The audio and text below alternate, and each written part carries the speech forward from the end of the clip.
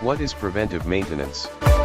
Preventive maintenance is proactive maintenance that is regularly performed on a piece of equipment in working condition to prevent unplanned failure or breakdown maintenance.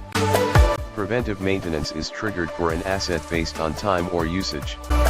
For example, if an asset has operated for 100 hours, a preventive maintenance work order will be automatically triggered. The goal is to increase asset reliability, reduce downtime, and maximize the impact of costs and labor. Transitioning from predominantly reactive maintenance activity to a mostly preventive one takes time, dedication, resources and, most importantly, a plan.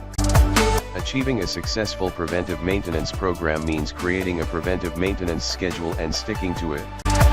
It means a reduction in unplanned downtime, backlog, miscommunication, accidents, and the corrective maintenance costs associated with each.